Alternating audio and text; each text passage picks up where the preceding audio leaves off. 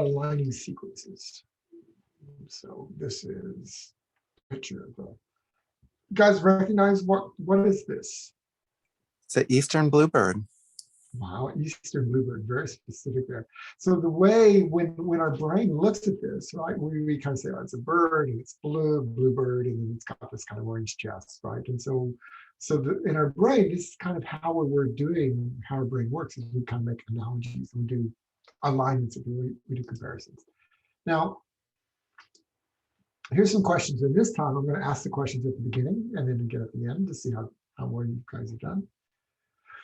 So does anybody know, back in 2003, so this is almost 20 years ago, I guess what, 18 years ago, how was the SARS virus first discovered, SARS-1, if you will, back in 2003? Anybody know?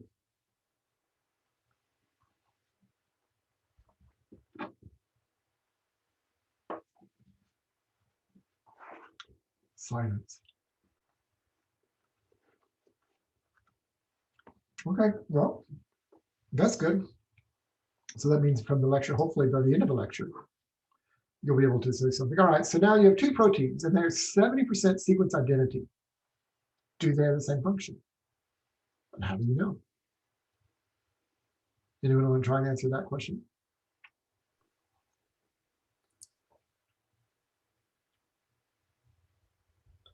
I would say they could be 70, they could be share the same function, but they could also have different functions.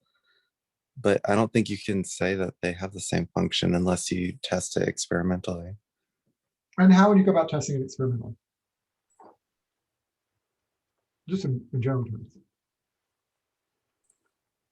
Wouldn't you look at their oh, okay. Somebody said blast in the, I thought it was going to be look at their structures. Like you look at the structures, but in a more practical term, let's say that this was an enzyme that you use, you know, lactase enzyme. So, you know, you take these little tablets if you're lactose intolerant, right? So, and you can measure this in the lab. Can it digest lactose, right? So you put some lactose in, you add this enzyme and it digests it, right? So now you have these two proteins and you say, well, this one might be a lactase enzyme. You add lactose and you see if it digests it.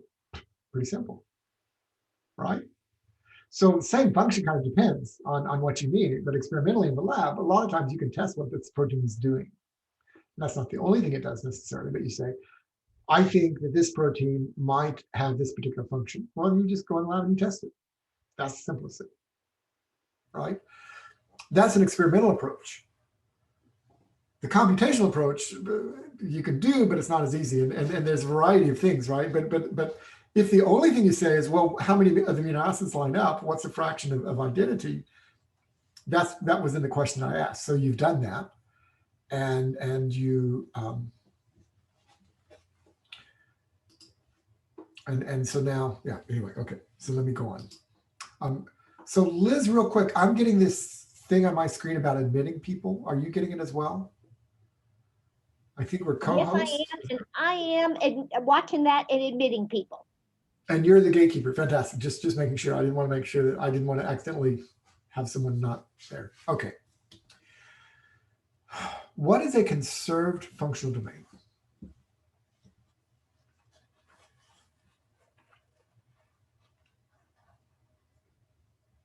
Anybody have it?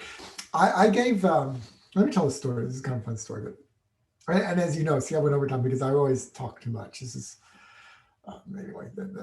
So conserved functional domain. I was, a couple of years ago, I got this endowed professorship. And so they wanted, and there's people that donate money. And so they wanted me to give this talk. And also my family is going to be there. And there's this lady there. It's fantastic. She wants me to make sure that I give a very simple talk so that people can understand, including my friends and family. And I said, I was talking about conserved functional domains. And she said, what do you mean conserved? And I said, well, it's the same, it's conserved. I'm like, well, I don't understand. And so she really kind of forced me to try and use more simple words. And it's kind of fun because I realized that a lot of times when I say things, sometimes when a scientist, there's a particular idea in mind. So I really worked on dumbing this talk down, and it was the dumbest talk I've ever given, just really simple words. I mean, you know, 1 or 2 syllable words. Everything is really, really simple. And at the end of the talk, some of my friends came out, some medical doctors and other friends. I said, Dave, I didn't know you're so smart. And for the next week, everybody, oh, wow, you're really smart. I'm like, okay. So no one understands. So conserved functional domain. What do you guys think? This is pretty, for me, fairly simple. Functional domain, it does a function. Conserved functional domain. What do you guys think? Anyone want to guess? It's maybe like a region of the DNA that always does similar things across many organisms or something. More or less right. The only thing is you said conserved region of DNA. That's actually protein in proteins. So, but you could have a functional domain in DNA as well. But yeah, so it's going to be the conserved region that does a particular function. Okay. Now, here we go. You got 4 different sequences for RNA. This is called 16S. It's just, don't worry about this. It's just a piece. These are just pieces of RNA in this case. And they're different links. So you have 1500, 1490, 1495. So these are all pretty similar. And 300 base pairs. You're going to build a tree. You're going to do an alignment. Okay. Would there be any problems with doing it with these 4? What do you guys think?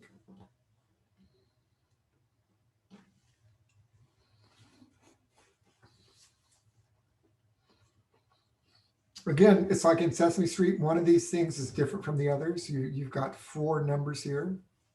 I'd say the 300, you could probably get a lot of mismatching because there's it's not looking for a lot. It's not for looking for, as opposed using the 1500 or 1490. So, you know, we could match 100%, right? The 300 could match 100% of that region, but it doesn't tell you anything about the rest of this. Right, it doesn't give you the whole story. Yep, exactly. And so that can cause problems. Okay, so here's the outline. And I've already texted Visnu, and so he's going to give the lecture after me about how to do the computer exercises. And I've already warned him I'll probably be a little bit going over. So, and then I'm going to kind of, tomorrow we'll redo the schedule a bit, and I'll try and allow for me to talk over, which I normally do. So that's okay. So I'm going to start off because of COVID-19. We'll talk a little bit about that just as a digression. And then I'm going to talk about alignments and what they're useful for and how they can be very quickly to shared history and then look a little bit about trees. And then I'm going to talk about functional domains and the fact that no proteins are conserved across all of life. And that's something that I think a lot of people aren't aware of. In the 1950s, they assumed that you had this set of proteins that were found everywhere. And it turns out now that we're sequencing more, that's not true. And so then you kind of have to sometimes rethink some of your assumptions. Okay, so this is a bit of a digression. So this is from 2003, from a long time ago, from 18 years ago. So, and the reason I bring this up, this is just a fun story. So I know this guy, Joe. This is kind of a really fun talk because originally when SARS came out, they had no idea what it was. What they knew the following: people would get, all of a sudden they would get infected with something. They didn't know what it was. They couldn't breathe. They'd have to go to the hospital. It's called, they would have, it's called severe acute respiratory syndrome, SARS. And whatever it was, this agent was infectious. So they could get it from other people. It could spread. They had no idea. Is it a bacteria? Is it a virus? What is it? And so, again, this is 20 years ago almost. And so sequencing wasn't quite the same back then as it was now. What they did is they had something called microarrays, which microarrays are just small pieces of DNA that you attach like on a microscope slide, and you can look at time it does. And so on this microarray, they put down a variety of different things looking at for bacteria and viruses and archaea and eukaryotes. So they didn't know what it was. And it really didn't bind to anything, but it kind of weakly bound to some viruses. And they said, no, maybe it's a virus. And they started playing around. And sure enough, it was a virus. But it turns out, and it was a virus that normally can cause a cold. But this is far worse than a cold, right? as part of the coronavirus. And so here is the structure, if you will, for this coronavirus. And so coronavirus has been known for a long time. There's 4 different coronaviruses that are known to cause a common cold, and sometimes they can cause flu or whatever. But and so they're RNA viruses, so it's just a copy of RNA, and you have a 5' prime. So you go from the 5' end to 3' end.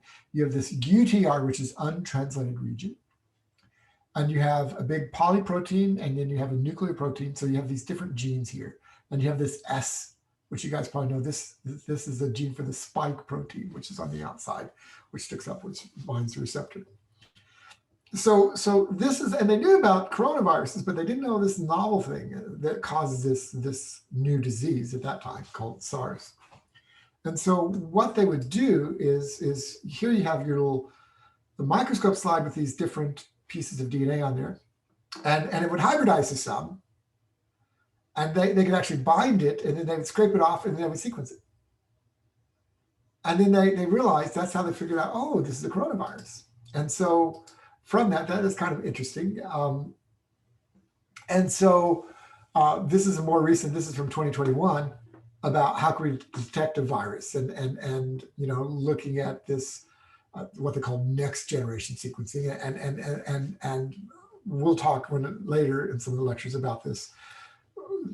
Next generation, you have first gen, you have different sequencing methods. We'll talk more about that. But basically, using some of the newer sequencing, you could actually figure out what it is, and so from outbreaks, and so that's the idea.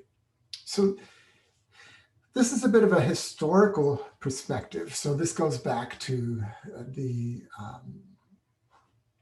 almost 2,000 years ago, to the August and Antonian plague, and so 5 million people died.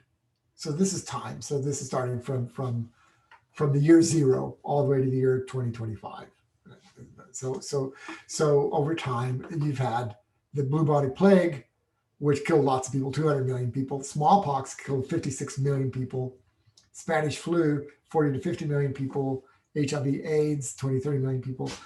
And here they have SARS first version, 770 people.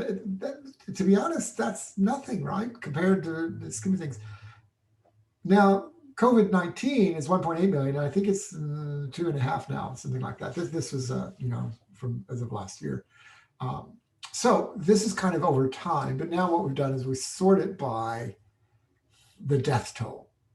And so bubonic plague killed 200 million people. This is like 2/3 of the population of the United States. Smallpox killed 56 million people. Spanish flu killed 40, 50 million people. And again, here is the first SARS. It's killed 770 people. That's nothing. And then here's the modern SARS, the current ongoing outbreak, which is still going now. And I didn't update this. This is from actually from a class, and now it's gone down, but it's gone down to this level. I'm just trying to look. This is in 2021. Yeah, so it's gotten down. It's around 50,000 new cases a day currently. So it's kind of gone down from here, but it hasn't gone down. It's still going down. Okay.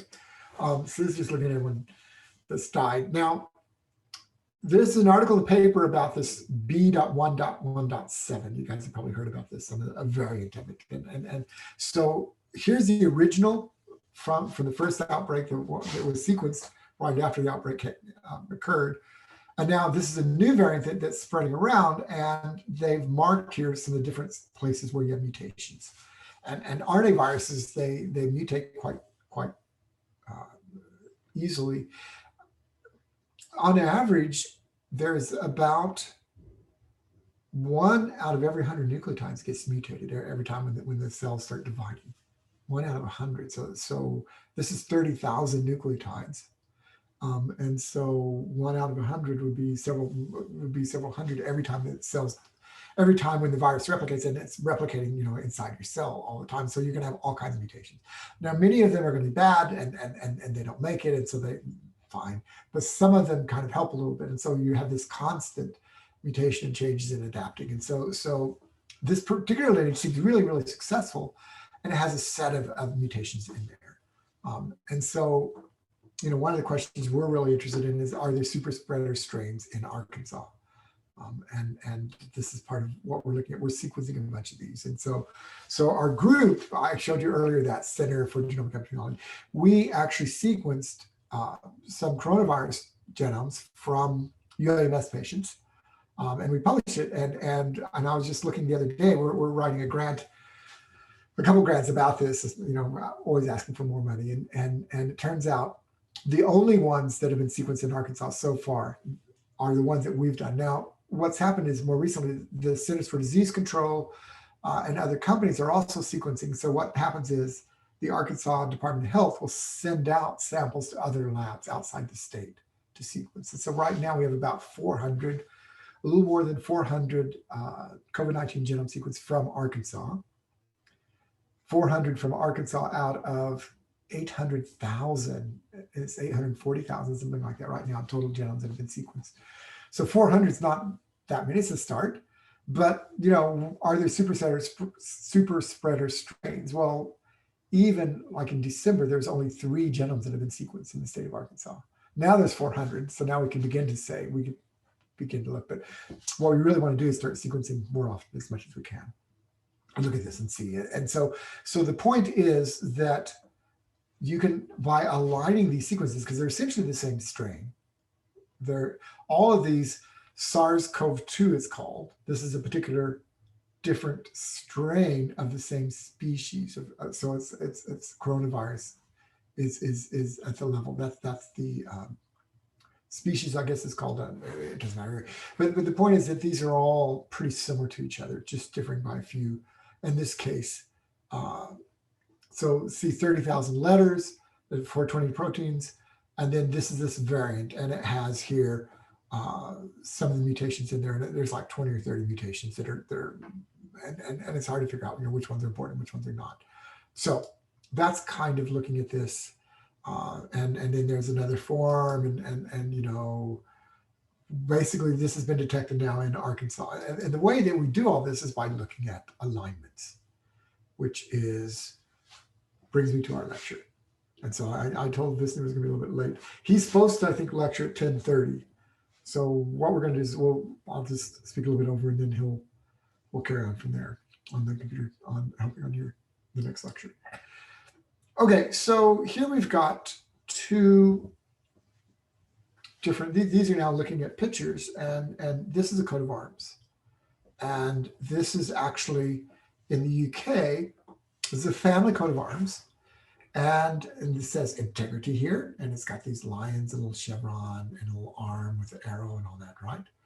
And now this is from another logo, and this logo, basically, these are almost the same. And this person applied for a coat of arms, for family coat of arms. And in England, you get a little certificate, yes, it is. And what they did at the office, when they looked, and they said, no, I'm sorry, but that's already the same as this. And if you look here, you can see that these are pretty similar to each other, right? And the way they do this, they align them, they stack them on top of each other, and they say, okay, these are the same. Now, this was 2 years ago.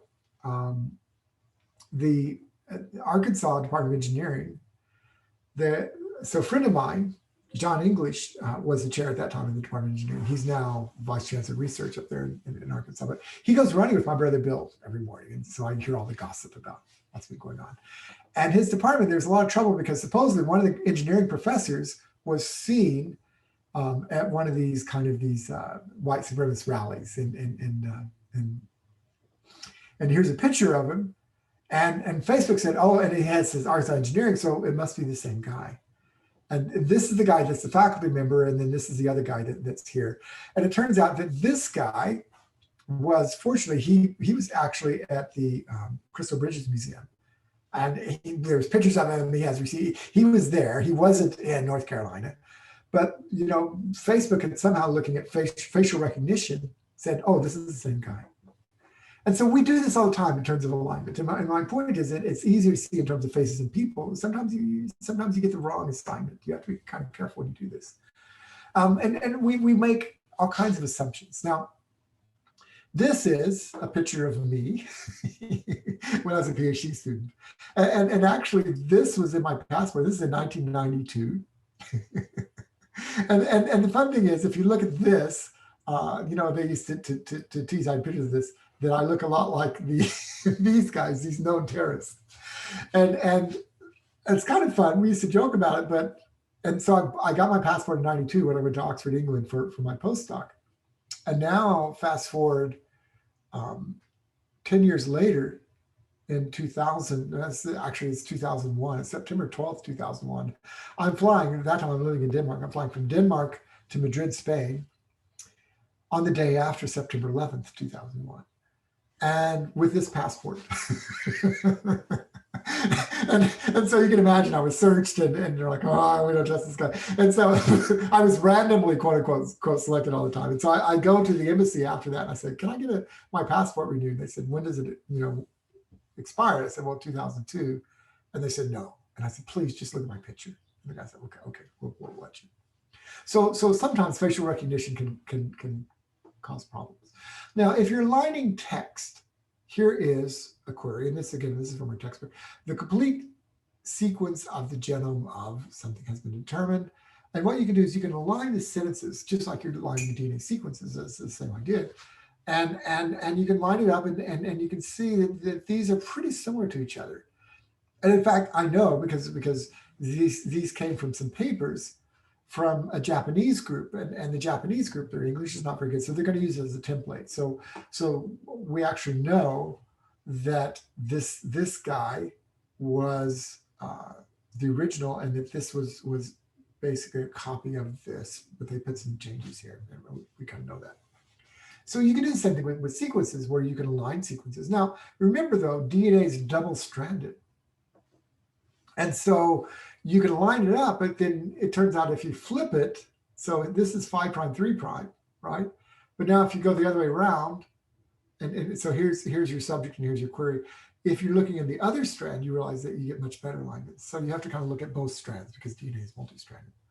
And so, the alignment, and again, this is from my textbook, alignment of two sequences does not just, so these two are not similar, but these two are. And it depends on when you look at sequence similarity. That's really important. Okay, and so this is the DNA now we're comparing, and 15 out of 30, so it's 50% identity. Now, if we look at the actual protein that's made, and this is a single letter, each letter represents an amino acid. There are 8 out of 10 here, and this represents an 80% identity. And so see, arginine, R stands for arginine, Q stands for glutamine, S is for serine. This is a single letter abbreviation, which is over here. Okay. Now, of course, you have what's called reading frame, because remember, you're reading every 3. And so you have different reading frames. And so if you look at the other reading frames, you only get much less identity.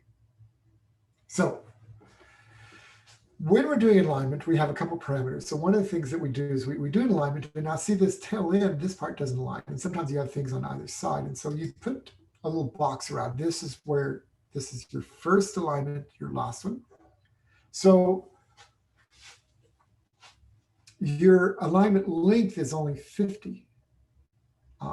So it's not the full length, right? And of this, it's 40% identical. So the lines represent exactly the same thing, and 66% similar. So you could have, and these aren't, these got a little bit messed up on them. I apologize for this. Okay. So you have arginine or asparagine, and you've got, let's see, isoleucine, leucine. So these are similar. Alanine and isoleucine, these are similar amino acids, but they're not the same. Leucine and valine, these are aliphatic. So you either have 1 methyl group or 2 methyl groups, or you have a little bit of range. So these are similar to each other. So you can either be 100% identical or similar. And so you can look at similarity versus identity.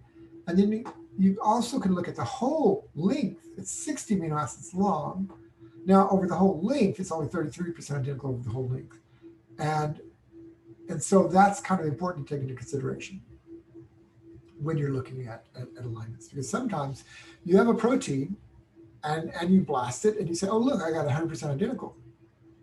But if you look a little bit more carefully, it's only 10 amino acids out of 100 that are matching 100%. So yes, it's 100% identical, but it's not for the whole protein. So you have to take that into account in the alignment.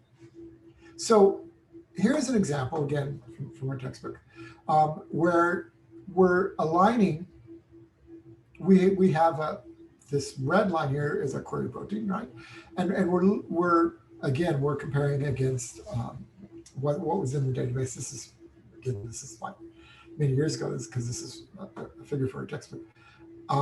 And we get these, but if you notice, we have a bunch of sequences that align to this end and a bunch that align to that end.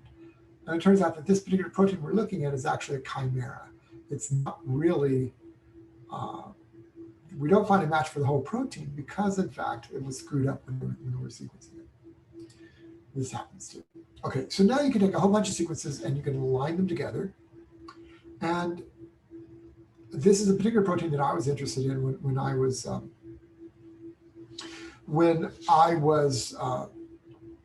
PhD student, and also when I was a postdoc. There's a protein called integration host factor, IHF, and that's what I showed you actually at the end of that talk last time. This protein that would bind the DNA, really tight. So that's this protein that binds the DNA, and it's very interesting in bacterial. And so this is a region here that will take the DNA and it bends it really, really sharply. Now, what I've done is these ends, we just ignore the other things. What we've done is we had isolated a whole bunch of these sequences, and then we align them now, just looking particularly in this region. And we have something called, down here is what's consensus. And used to be historically, the microbiologist would take these, you look at you do the alignment and you'd say, okay, this is all a T pretty much. There's some A's there, but it's pretty much T's, G, C, A, T. W is weak. It means it's either an A or a T. An S is strong, it's either G or C. And so you've got, this one would be what's called the consensus sequence. This is what biologists would use. Now, that's both good and bad, and that's kind of basically by looking at this and kind of squinting is usually how the biologists would do it. And it turns out that talking with computer scientists, there's better ways of doing this where we could look at, do you remember I was saying before that there are 4 letters, GATC, so that represents 2 bits of information. So this T, let me go back here, this T is conserved 100% of the time. And so that's 2 bits of information. That's 100% conserved. And the G after it is conserved nearly all the time. And it turns out that this is what's called a sequence logo. And this is, again, a log scale. So again, 2 bits of information can code for this. And by looking at this, what we can see is this T and this G are really highly conserved. There's some A's here, a set of T's. But for example, over here, there's nothing conserved. Now, I put the consensus sequence down here. A Y, that's a pyrimidine. It's either C or T, okay? And then you have 2 A's. And then now the consensus sequence, and again, this is based on a smaller set. This sequence logo is for like 1,000 sequences. And so, but originally on original set, this was a C, but you can see it can be either a T or a C. And then we said TT, and it is kind of, but it could either be T or an A.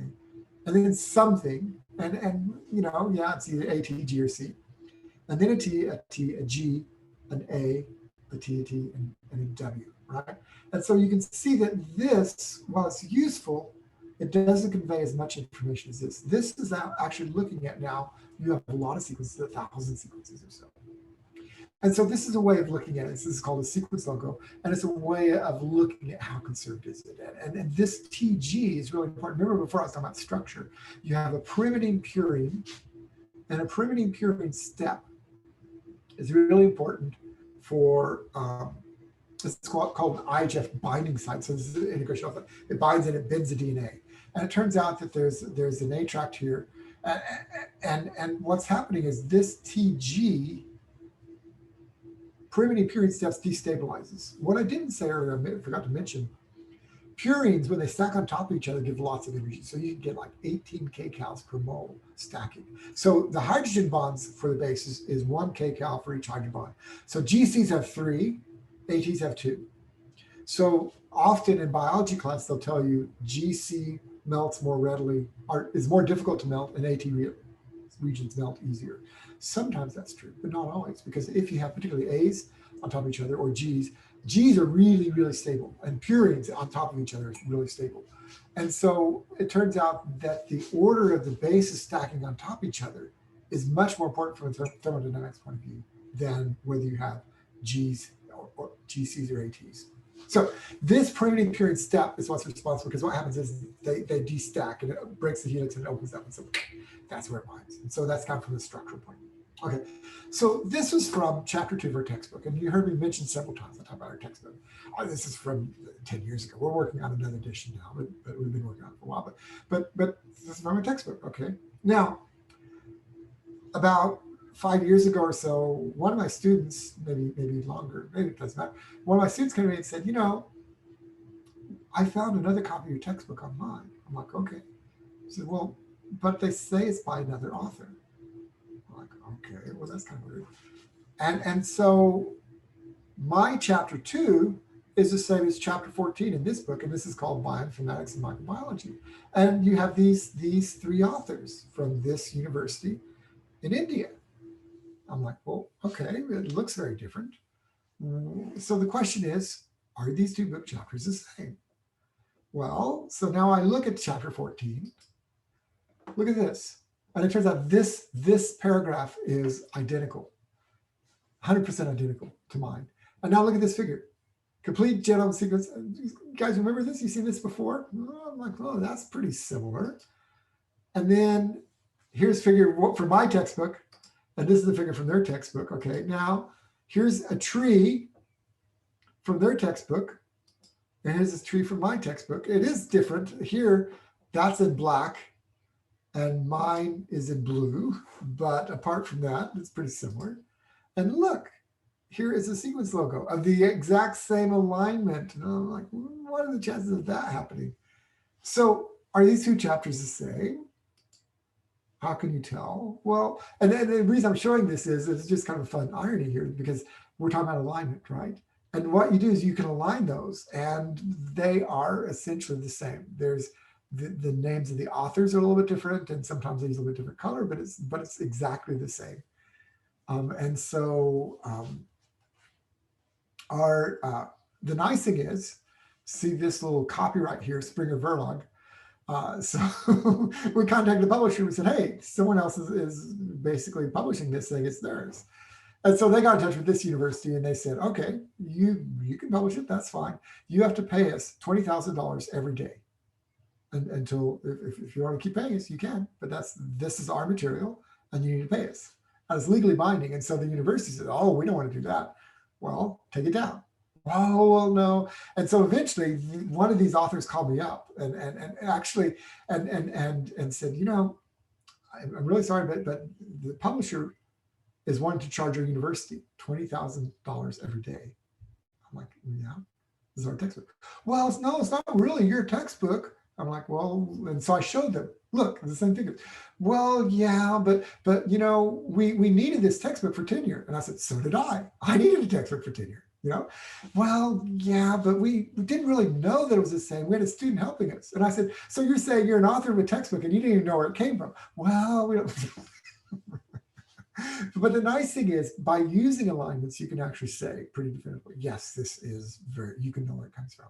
So alignments are very, very powerful.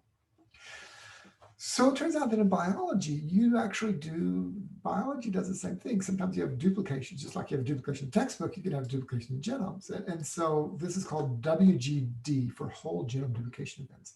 And you can look for, in plant evolution, where you can see the basically where you have the genomes duplicating and you have lots of speciation. Because if you want to play around with things, what you can do is you make a copy of it, and now you can play with one and not worry about the original. So that gives you a bit of a chance for variation. So yesterday was very sunny. Today is kind of cloudy outside, but anyway, it's another story. Okay, so come back. So I want to change subject a little bit, but we're talking still about alignment and other things. And people will often use 16S ribosomal RNA for alignments. And in my lectures, I used to complain a lot. Well, I still I complain all the time. And so two of my students, Karen and Peter, they're tired of me kind of bitching and complaining all the time about it. It turns out that the ribosomal RNAs in the databases were sometimes they were actually on the wrong strand. It was a nightmare. And so they developed this program for finding ribosomal RNAs. And so we published this back in 2007, and it's been cited more than 4,000 times. And so the question is, why is this cited so often? Well, it turns out that this is really useful in extracting these 16S. It's something that works, it's reliable, and it's fast, and it gives you the 16S. And the reason people cite it is because people are building trees all the time. And so you have these what's called phytogenic trees. And so I showed this earlier, you've got bacteria, archaea, and eukaryotes, right? And you presumably have some kind of common ancestor or something, but you need to go from your DNA to RNA to protein. And when you go from RNA to protein, you have this huge complex that's called ribosomes. And ribosomes are a combination of proteins and RNA together that make this thing. And the RNAs, you've got, you have a large and small subunit, and you've got three main ribosomal RNAs. You have and they're just called by the weight, by how many Daltons. That's just a name kind of for weights. So you have something that's a 5S, which is fairly small, a 16S, and a 23S. And the 16S ribosomal RNA, for historical reasons, people use that to sequence a lot. And so this RNAMer program that we did, basically you can take a sequence and you can find it now fairly quickly. And so, Charles Darwin kind of originally came up with this idea of a tree. He thinks something like this, that maybe that you have these ancestors. And so some of the early trees, here you got plants, animals, and protozoa. And this is kind of along the lines of the Aristotelian. And down here, you've got the bacteria, and you've got here kind of the big branches, you've got the plants and the animals and the bacteria down here. And remember the modern now based, actually, if you look at the 16S or 18S ribosomal RNA, plants and animals are very, very similar to each other. They're not these major branches. And of course, this is Haeckel's square. Humans are up here and they're the top of everything. And then you've got cats and other things. And then down here you have reptiles and bacteria are very down here at the bottom, So here's kind of what I was talking about before, where you have plants and animals down here and bacteria and archaea. So it turns out that if you look at the difference between, Clostridium, which is a gram-positive, and the proteobacteria, there's a huge difference here compared to plants and animals. And that's just because there's been a lot of time evolutionarily. And so here's humans, and here's rice. And so on this tree kind of, so here's E. coli and here's Clostridium, and you can see there's archaea, eukaryotes. This is Visnu who's going to be talking next. Visnu is a human, and cats are also kind of close to this here. And here you've got corn. So now if you to actually look at the distance between E. coli and Clostridium compared to the distance between humans and corn, these are much more closely related than here. These are basically gram-positive, gram-negatives, and this happened probably 3 or 4 billion years ago, and this happened maybe 500 million years ago. So it's much more recent from an evolutionary point of view. It kind of makes sense. So you can use 16S to build trees, oh, sorry.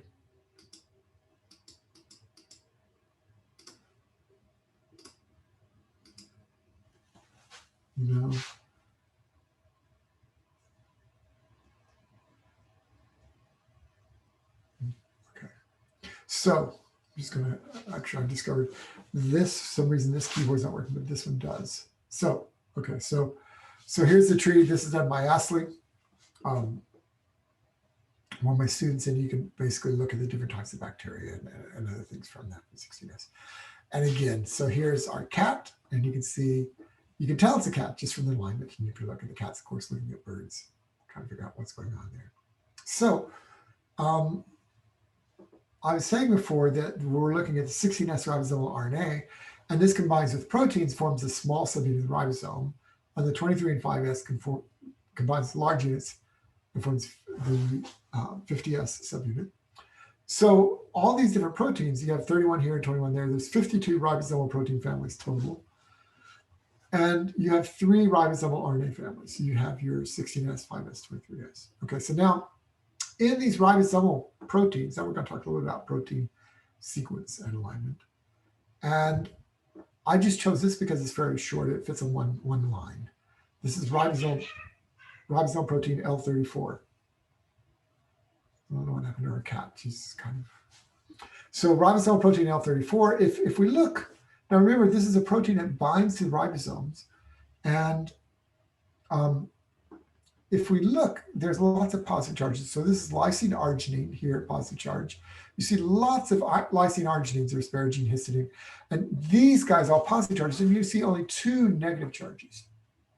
And if you think about it, remember DNA is an acid, deoxyribonucleic acid, right?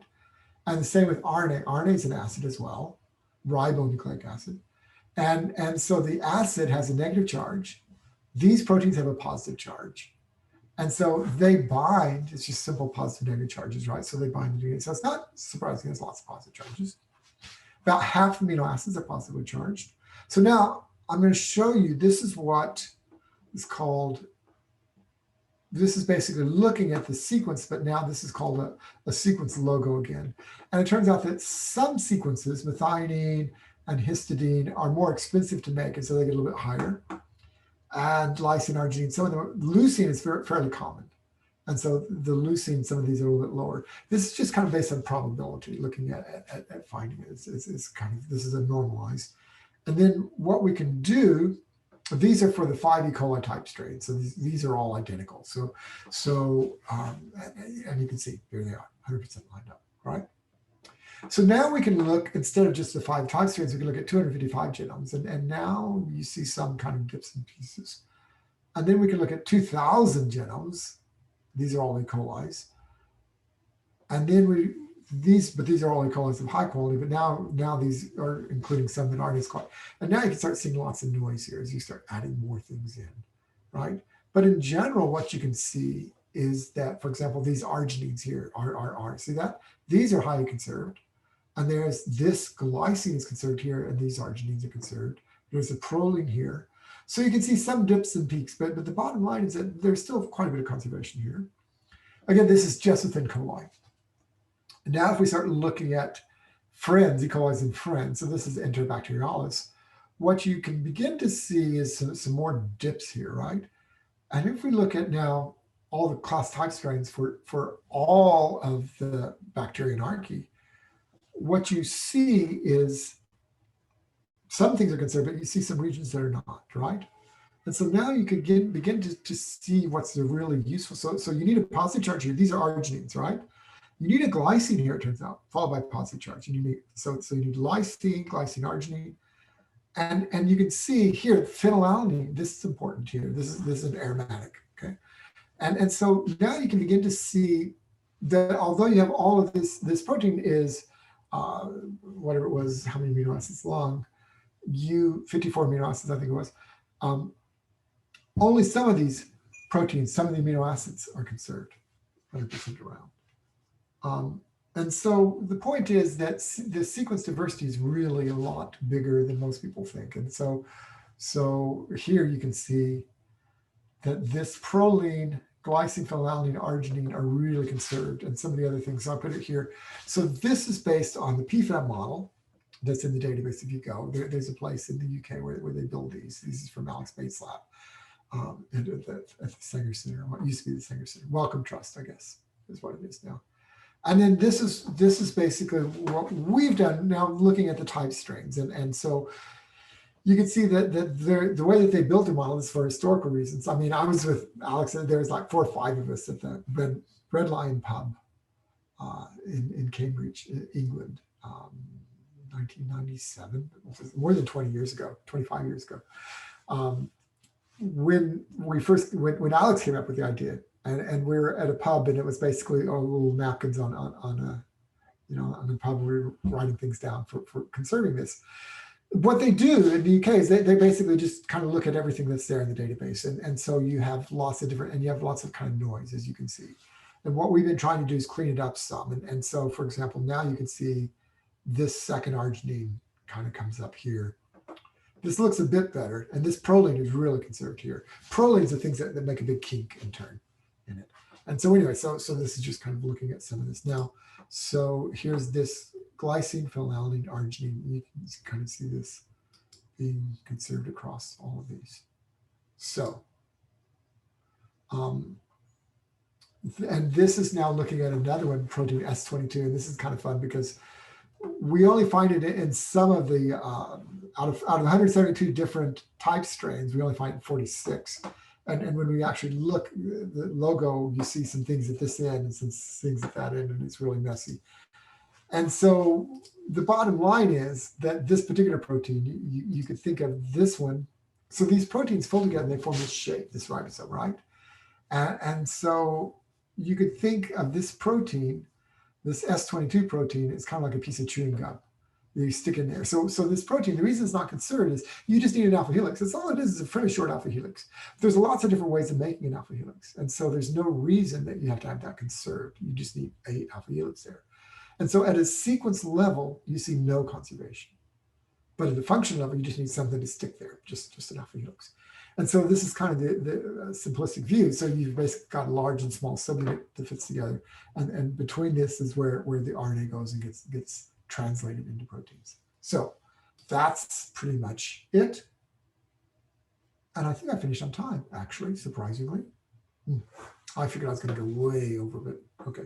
So this is just like last time. You have the sequences and they form structures, and the structures determine the function. And this is our cat enjoying the sun. This was yesterday morning. And okay.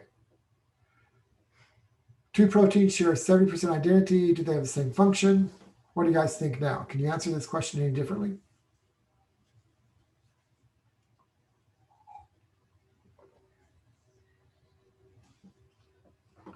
Anybody want to try and answer? I see this news on. Did everybody go to sleep? Is nobody there? We're here. Okay. Anybody want to try to answer this?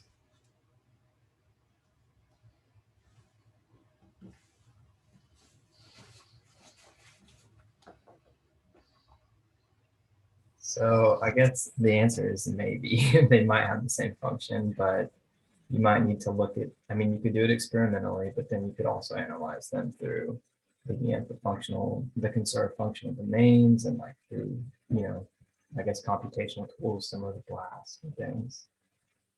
Right. And so, and the thing is, so you're already given in the question, they're 70% identical. So you've already done an alignment to know that.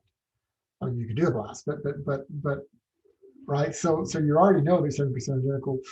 Then the question is, do they have the same function? And then you need to do, you could do a more informed kind of biology, say, well, are there known functional domains and are those domains conserved? That's a good start. But there's actually also experimental things, of course, you could do as well. And that's kind of my point in this is that you need kind of a combination of experiments as well as biology. Okay.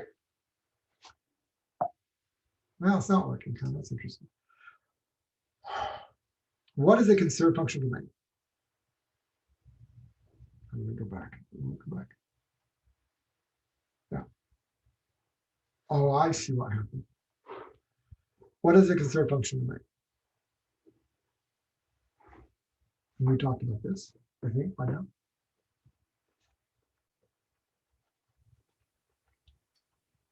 So I guess I learned from my mistake that the domain is a part of a protein, so a portion of a protein that is similar across, many different organisms.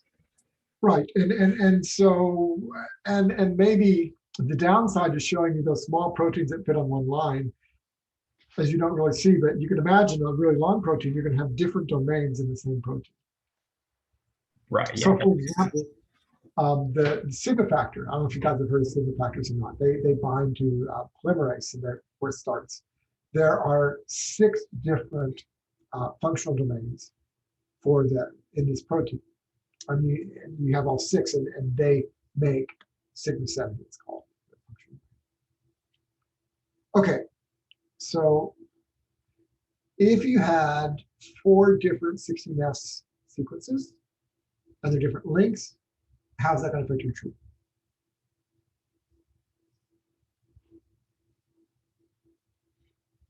Anybody?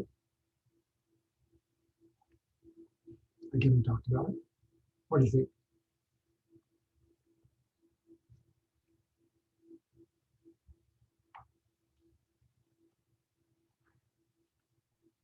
Anyone want to answer that?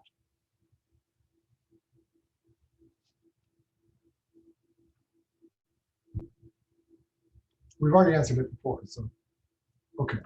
The 300 base pair can mess things up. It's too small. How was SARS first discovered? Anybody remember?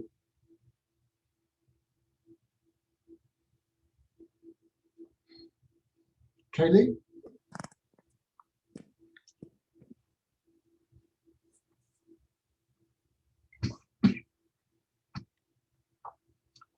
Everyone's gone quiet.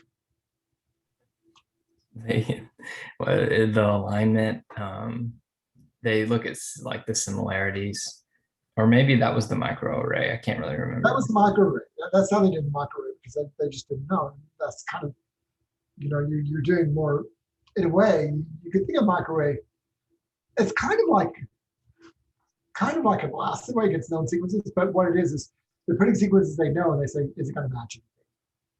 And it kind of weakly matched part of it, and that was enough. And they scraped it off and they sequenced it, and then they could figure out what it is. What it is.